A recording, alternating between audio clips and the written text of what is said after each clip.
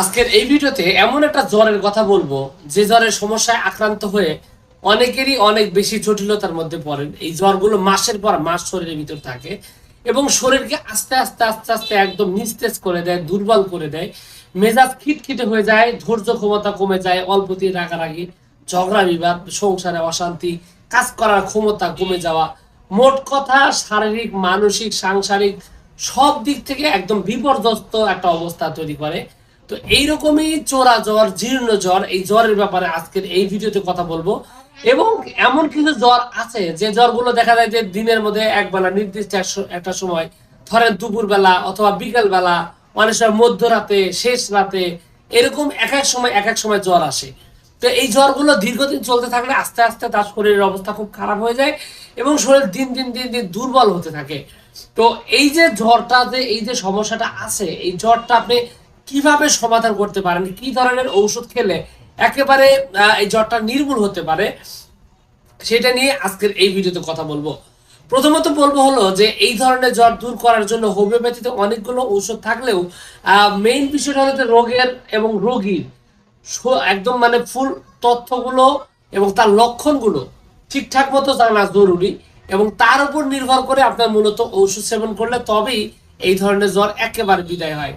তবে এভারেজ কিছু ওষুধের কথা বলবো যেগুলো সবচেয়ে বেশি ব্যবহৃত হয়। তো তার মধ্যে একটা হলো চায়না অফ। চায়না অফ হলো এরকম একটা জ্বর যাদের শরীরের ভিতরে চরম মানে অনেক দুর্বল, মানে শরীর দুর্বল, শরীরের ভিতরে আস্তে আস্তে আস্তে মানে জ্বরটা শুধু বাড়তেই থাকে। এবং আরো যে সমস্যাটা হয় সেটা হলো তার এই জ্বরের কারণে দিন দিন মানে শরীর রক্ত স্বল্পতা, রক্ত শূন্যতা আসে, শীত শীত লাগে, খাবারের খুবই অরুচি, দিন দিন শরীর একদমই দুর্বল হয়ে যাচ্ছে, খুবই দুর্বল থেকে দুর্বলতর একটা অবস্থার মধ্যে যাচ্ছে। এই অবস্থা থেকে বের হয়ে আসার জন্য কিন্তু অন্যতম একটা সেরা ওষুধ হলো চায়না অফ। এবং এই লক্ষণের ক্ষেত্রে চায়না অফ নিয়মিত সেবন করলে তার এই জ্বরটা একেবারে বিদায় নিতে পারে। এছাড়া আরো একটা আমি দেশীয় ওষুধের ব্যাপারে কথা বলবো, তার নাম হলো কালো মেঘ। কালো মেঘ হলো ওই সমস্ত রোগীদের যাদের জ্বরটা দেখা যায় বেশিরভাগ সময় রাতের বেলা আসে। তো এই রাতের বেলা জ্বর আসে, সেই সাথে তার মুখে অরুচি, মুখের মধ্যে তিক্ত স্বাদ হয়ে থাকে।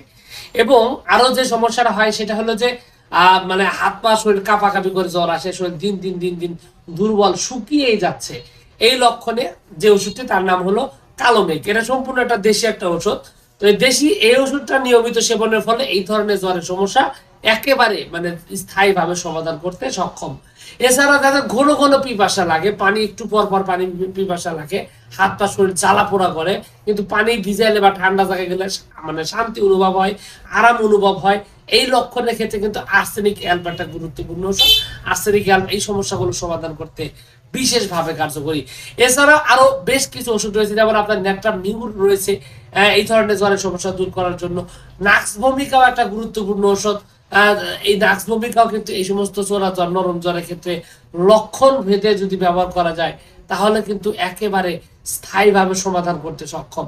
এরকম আসলে অনেকগুলো ওষুধ রয়েছে, তবে মেইন বিষয়টা হলো যে এই জ্বর যদি আপনি একেবারে ভালো করতে চান, আপনাকে আগে অবশ্যই সবার আগে যে কাজটা করতে হবে, আগে রোগ, স্বাস্থ্য, কতদিন যাবত, রোগের গভীরতা কতটুকু, এই সব কিছু বিস্তারিত বর্ণনা দিয়ে তারপর রোগীর লক্ষণের সাথে মিল রেখে সঠিক ওষুধ যদি সেবন করা যায় তাহলে হোমিও অনেক ওষুধগুলো রয়েছে যেগুলো আপনার এই জ্বরগুলোকে চির বিদায় করতে পারবে এবং খুব ভালোভাবে সমাধান হবে। তো যাও, সবকিছু মিলে এইটুকু ছিল আজকের ভিডিও। আশা করছি এই তথ্যগুলো আপনার কাছে ভালো লেগেছে। আর যদি লেগে থাকে অবশ্যই ভিডিওতে একটু লাইক দিন, আর চ্যানেলে প্রথমবার এসে থাকলে অবশ্যই চ্যানেলটি সাবস্ক্রাইব করবেন। আপনাদের সকলকে অনেক অনেক ধন্যবাদ। আসসালামু আলাইকুম রহমতুল্লাহ।